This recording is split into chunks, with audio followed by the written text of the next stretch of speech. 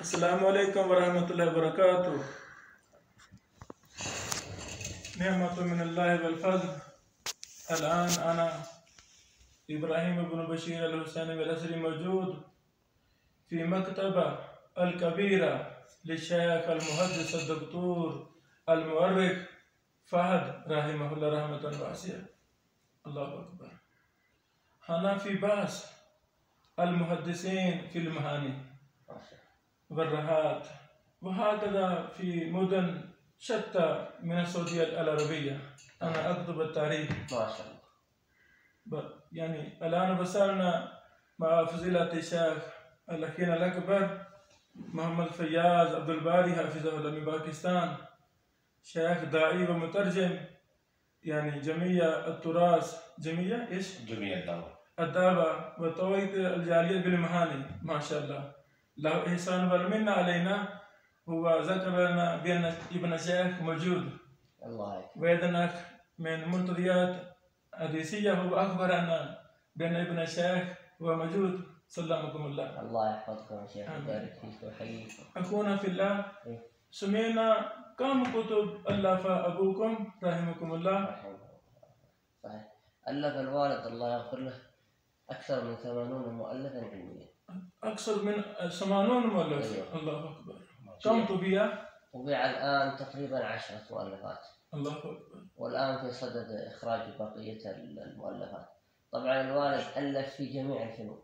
الله أكبر. ما بين الفقه وما بين الأصول وما بين الحديث وما بين التفسير وما بين العقيدة وما بين التاريخ، فجمع جميع فنون العلم. الله أكبر. وهذا فضل الله. الله. كما قال مشايخنا يموت العالم وتبقى كتب.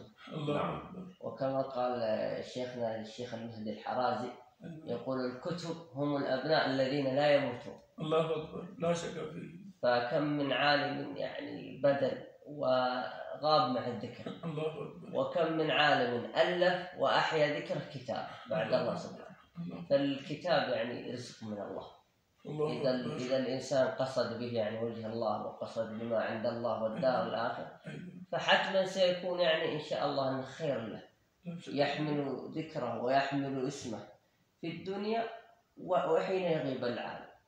فهذا فضل الله لا شك فيه، يؤتيه من يشاء. جزاكم الله. الله يحفظكم ويبارك فيكم. أنتم أم القرى تدرسون؟ أنا خلصت درس. أيوة ما شاء الله. من أي كلية؟ كلية القضاء. تابعه دار السلام ما شاء الله الرياض في مجلد واحد زخيم كبير بالمشاركة. ما شاء الله بالمشاركة. وإذا لمراجعة الجامع الكامل للمحدث أرمن العظمي من مدينة المنورة. أيوه. أولا راجعت بالمشاركة، ثم طبع انتهائية طبعته عندي مطبعة دار ابن بشير. طبعته في يعني 19 مجلد بتوفيق الله. أيوه. هكذا عندي شرح صحيح مسلم سيطبع في 6 مجلد، يعني شرحت مسند الإمام الهمادي في مجلد واحد زخيم طبيعة. وهكذا في ضوابط العلل والجرح والتعديل وضوابط راس السانيد والتحقيق. هكذا كتب حول علوم الحديث أكثر من 100 لتأليفات وتصنيفات. يعني أكثر طبيعة والباقي يعني تحت طبع. الله يبارك. آمين وإياكم. أيضا الوارد للأحاديث تخريج بعض مسند الإمام أحمد بن حنبل، رواية عبد الله بن عمر بن العاص. الله أكبر. من صحيفته المسمى بالصادقة. ما شاء الله. طبعا جمع الوالد بها 21 حديثا، لكنه أتى بمنهجين، منهج الفقهاء الله أكبر ومنهج المحدثين. الله أكبر. فخرج يعني كتاب لطيف في قرابة يعني 150 صفحة. الله أكبر. وهو إن شاء الله أنه سيصدر هذه الأيام. سلمكم الله. الله فرحنا.